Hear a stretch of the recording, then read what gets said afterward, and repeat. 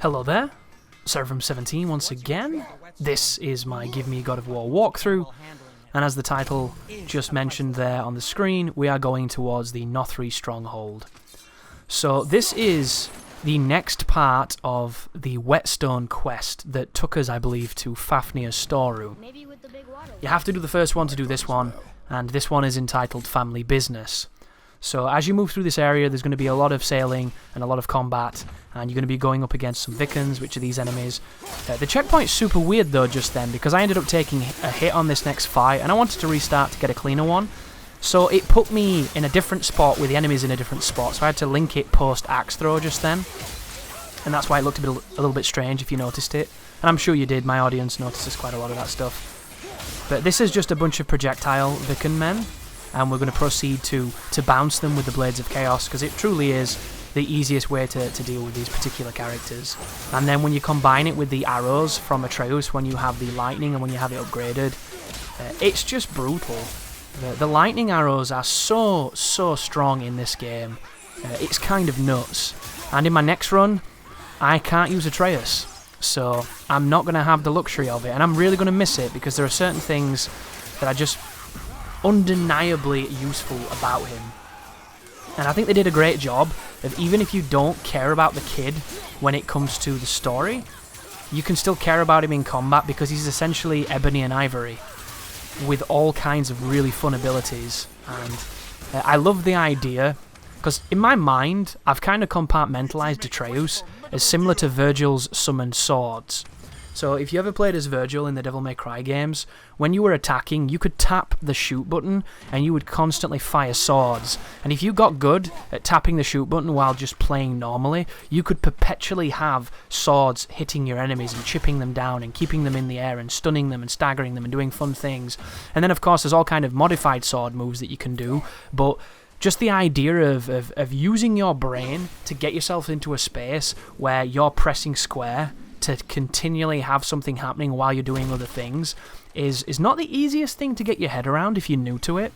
But like anything else, like playing Guitar Hero, playing DDR, like drumming, like maybe even driving, things like that, the idea of using your limbs in succession, independently of each other, is a challenging task, but given enough practice you can do it, because our brains are magnificent machines, right?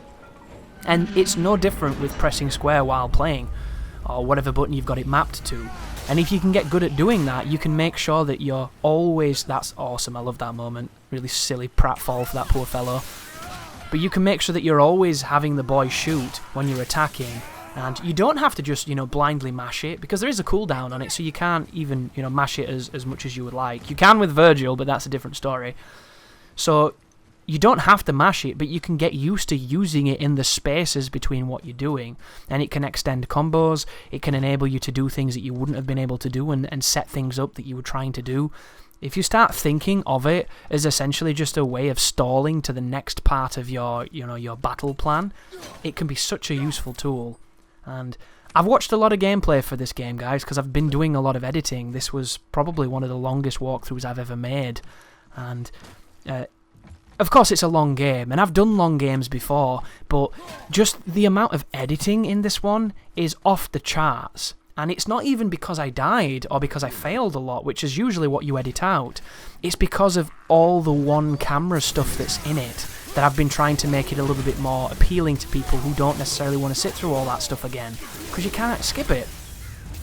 So just the amount of all that editing on top of all the gameplay that I recorded with the side missions and with a lot of the the exploring and the puzzles and the treasures and things, it's just culminated in this massive magnum opus, this huge project.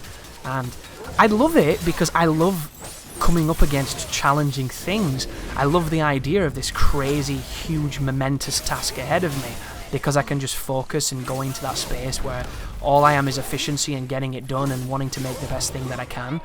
But at the same time, it's a long time, it's so much work, and in the grand scheme of a pretty easy job in a lot of ways, right? You're playing games and you're getting paid for it. That's crazy, right? What a fun thing. It's a lot of time invested. So during that editing phase, which was one of the longest processes and one of the most tedious, because it's a lot. It's a lot, and it's not interesting or stimulating, but you get the job done. I was watching a ton of God of War, and the one thing you see in almost all of these really popular videos that will get more views than every single one of my videos combined, in those videos, nobody's using Atreus. Nobody's shooting the arrows, nobody's, extending combos, nobody's doing any of the rich and fun stuff you can do with this game. And we know why. It's because those players are more casual than a lot of other players, and they're just kind of experiencing it for that, the zeitgeist of that moment, that playthrough, and then they'll move back to whatever games they normally play because they're playing it because it's the big thing to do and it's the smart thing to do, thanks to the industry that we're in. And I don't want to degrade that or take anything away from that. I think it's too easy to do that. It's easy to be like, oh, that bitch is only playing it because he's going to get views. You can say that about every single person who's ever made a video and put it on the internet. Because fundamentally, do you make videos for no bugger to watch? No, you don't. So the hypocrisy's off the fucking charts for people that have issue with that. Even though it is pretty fun to shit on people every so often, right? It's good for the soul. But I've seen all these videos of people not doing it, so I really hope that people are evolving and learning and understanding that Atreus is a very important aspect to the combat, and it's going to be great seeing people just realise how truly powerful he is. Because a lot of people on Twitch who are playing the game, especially the ones who are playing it on the hardest difficulty, you can see those guys are definitely learning his utility because you have to. He's going to really help you out, and it's one of those rewards of taxing yourself and challenging yourself that might not always be apparent. When you play a game on its most merciless setting and its most merciless restrictions, you come to understand the game on such a higher level, fundamentally because you are doing it at its most strenuous. And if it still holds up and it's still fun and it still works on the other side of that ridiculous holocaust of an experience, you can say that it is a well-designed game. You can say where it falls apart, where it stays strong, what you would change, and what you think they did fantastically well. It's hard to do that on normal. Because on normal, everything works.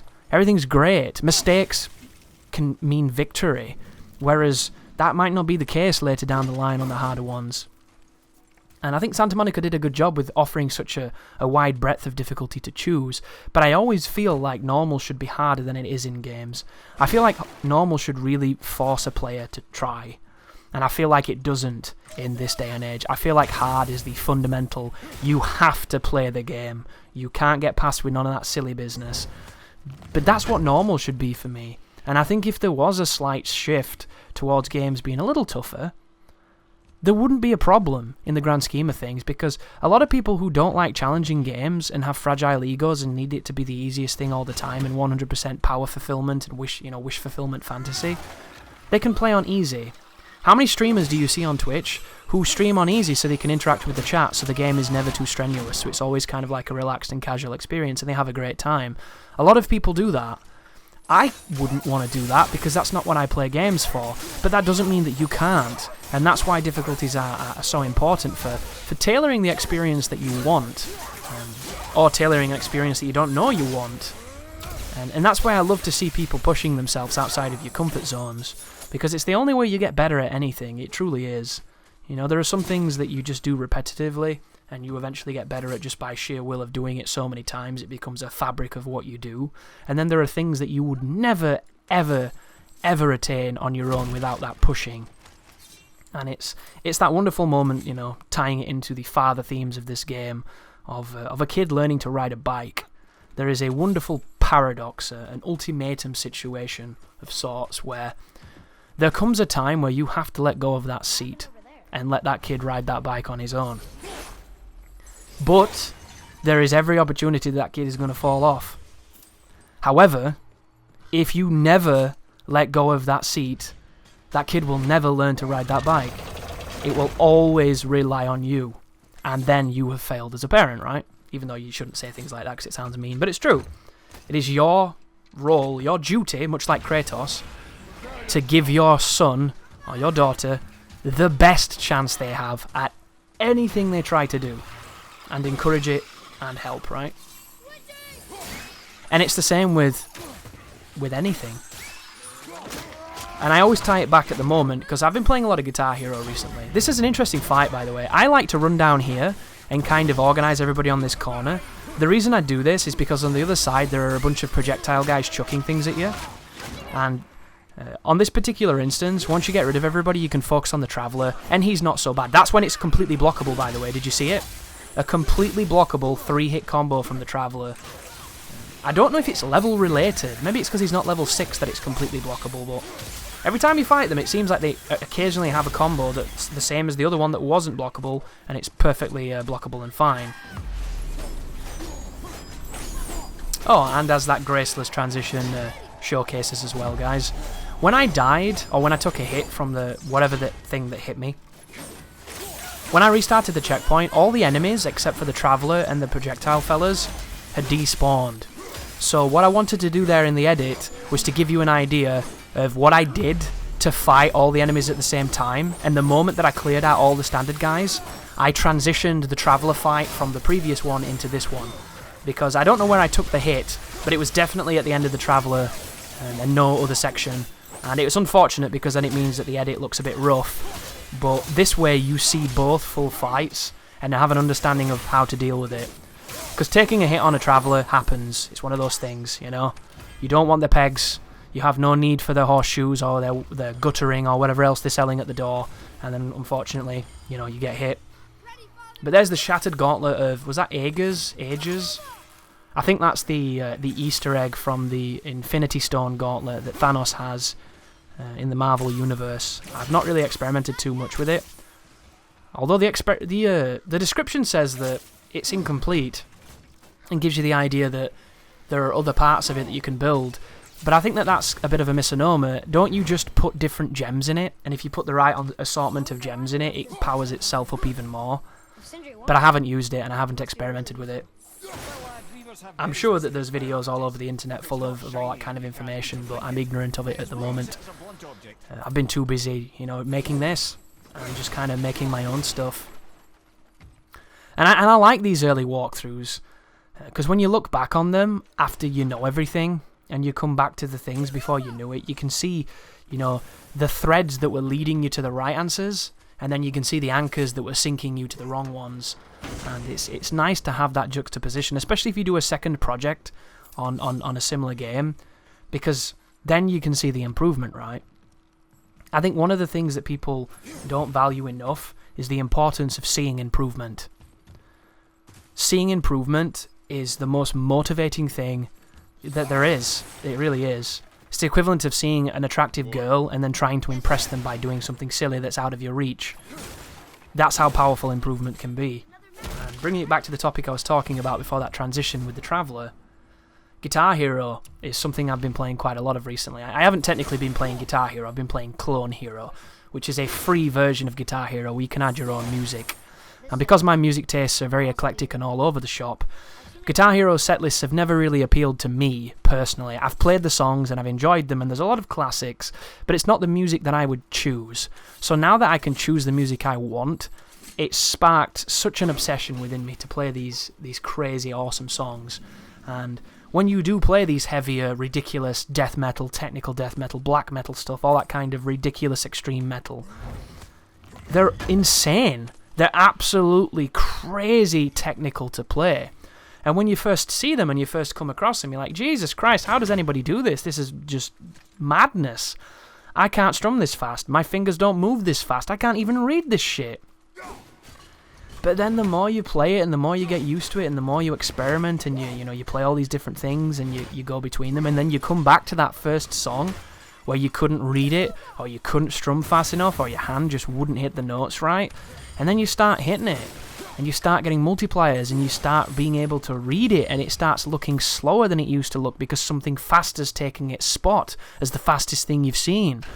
And you give it a week, you give it 2 weeks, you give it a month, and then you look at who you are as a player afterwards, and it's crazy, the improvements.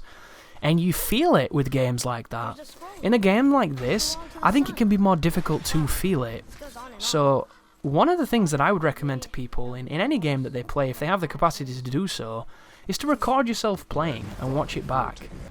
Because we can be very critical in the moment, and we can also have deluded goggles on in a lot of instances as well.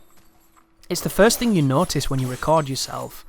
You'll do something in a multiplayer or in a single player that is the clutchiest, most extreme, most amazing feeling you know, victory that you've cinched from the jaws of defeat. And then you'll watch it back and it just looks boring and uneventful and uninteresting, and you wonder why the hell it felt so good at the time. Because at the time, you were so doped up on adrenaline and endorphins and good feelings and dopamine and all the kind of crazy cocktail that goes through your body when you're in that fight-or-flight moment of a victory or defeat, that it felt so much more important than it was. It's like when you get those feelings of time slowing down, or you get into those flow states where you don't notice what you're doing and you've never played as well as you're playing in that moment, because you're relaxed and you're one with whatever you're doing. It's just like that. It's crazy, but it can be hard to see. And sometimes just by recording it, you're able to look at it, and there are times when you feel like, I do it all the time. It's a really good lesson to learn, I think, because it works both ways. It can be humbling because you think something was impressive and you watch it back and it wasn't, but it can also be really encouraging because you think that you played bad, or you think that you were sucking ass and you weren't liking what was happening and it didn't feel right and it wasn't flowing, and then you watch it back and you were beasting. But because your idea of what doing well has been elevated to such an extent, you didn't feel that way when you were doing it, so you can be easier on yourself and kind of go, I did okay, I did more than okay, I didn't have to feel the way I did. And with those two emotions, you know, they can forge a type of fortitude that will enable you to do anything. And it's not just in video games, it can be in everything. But thank you for watching, and you take care now.